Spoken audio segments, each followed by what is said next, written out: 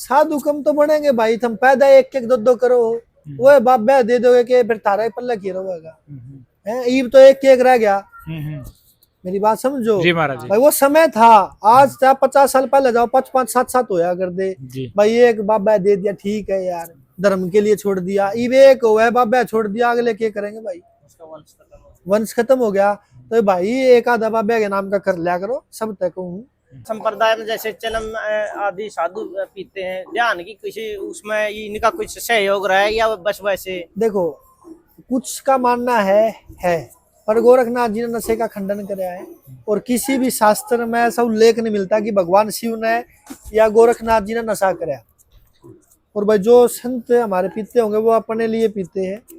और रही बात ध्यान की, ध्यान है अपने आप को खोने का एक जरिया, जिसमें मैं मिट जाए एक शून्य बचे।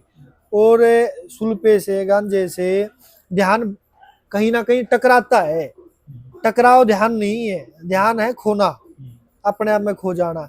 ये जिन पी होगा भांग सुल्फा, जिन्हें पिया होगा उसने बेरा होगा, वो कड़ी तो राम राम राम राम करेगा, कड़ी जिसमें सुरती लगी उसमें लग जाएगी। और ध्यान का मतलब है सब कुछ शून्य कर देना। तो आप खुद समझदार हो मैं क्या कहना चाहूंगा।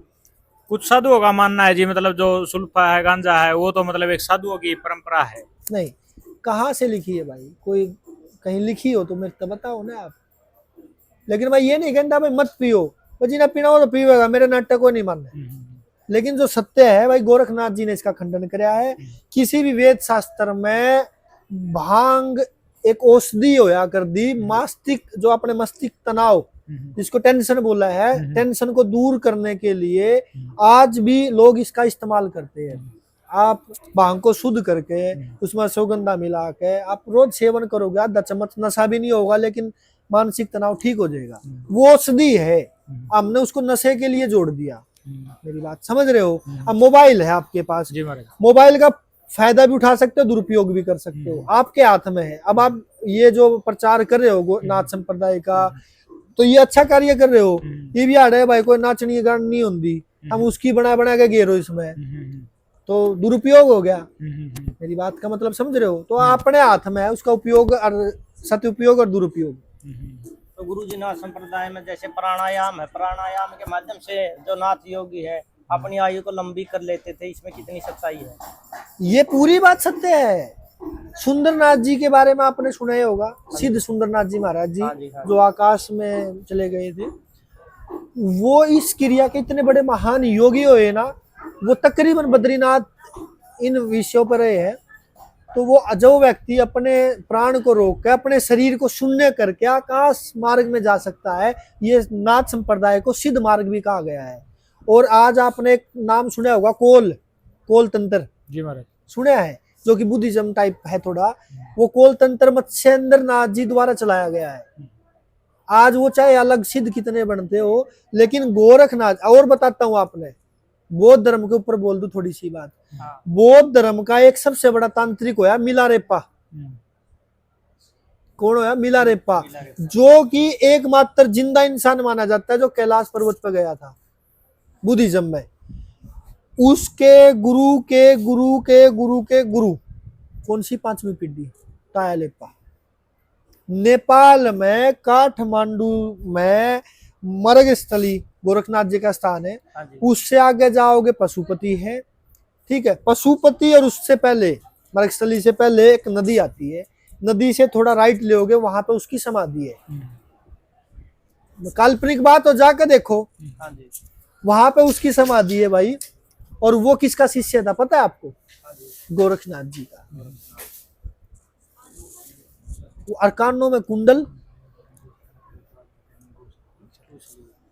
महाराज जी जो दवाइयाँ होती थी, जो औषधि विधि आप जो बता रहे हैं, वो तो पुराने जमाने में भी होती थी। हाँ। लेकिन आज के टाइम में कंपनियां उनको बेचती है महाराज जी, और डबल रेट में बेचती है, और लेकिन उनका कोई गुणवत्ता का कारण भी नहीं होता महाराज जी। देखो अब मैं एक बात बता रहा हूँ, दवाइयों की हम बात करें, औषधियाँ पहले भी हुई थी जी महाराज जी, औषधि आज भी है जी। ऐसा ही समझो, अंत हम पहले भी खाओ थे जी, अंत हम आज भी खाओ, फर्क क्या आ गया? पहला ऑर्गेनिक था जी, आज खाद का आ गया। दूसरा, पहले जो हमारी हवा थी, वातावरण था, वो शुद्ध था, जी। आज हमारा हवा वातावरण कैसा है, जहरीला है, तो हमारी जड़ी बूटियों का असर भी थोड़ा कम होगा। लेकिन जड़ी बूटी है आखिरी में, जो ये अंग्रेजी दवाई लेते हैं आखिरी में उनको देसी अपनाना पड़ेगा, आयुर्वेद को अपनाना पड़ेगा, मजबूरी है। क्योंकि अंग्रेजी दवाई बीमारी को खत्म करती है, वो कीटाणु अंदर ही सड़ जाते हैं, नई बीमारी लेके आते हैं। देसी बीमारी, जो देसी दवाई हमारी, वो देसी तरीके से पूरी बीमारी को नष्ट करती है, उन कीटाणुओं को बाहर निकालती है। अच्छा साधु एक उपदेशक के तौर पे, एक समाज को दिशा निर्देश के तौर पे काम कर सकता है। और इसमें जहाँ तक मेरा मानना है, कम संख्या में साधु होना ये भी एक खामी है कहीं ना कहीं। तो इस विषय में आप क्या कुछ कहना चाहोगे कि आज का टाइम साधु कम बनते हैं?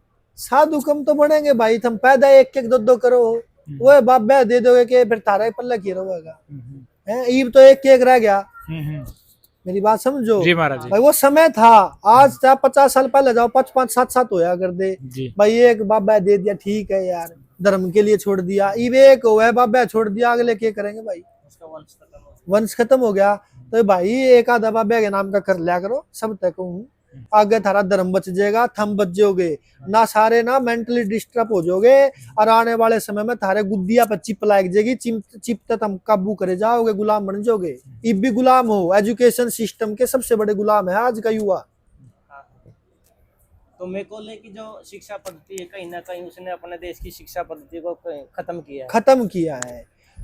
आपको मैं बता देता हूँ, चीन जो कि मतलब तिब्बत जो है चीन के अधीन है, तिब्बत से, यूरोप से, अमेरिका से, इंग्लैंड से हमारे भारत में पढ़ने के लिए आते थे। कब? नालंदा यूनिवर्सिटी में। मैं नहीं कहता इतिहास कब है, आज आवे तेरे भारत में कोई पढ़ने, मारे वाले जाएंगे बाहर। क्यों भाई? क्यों? ओढ़ बालक का इतना बोरा बांध देंगे,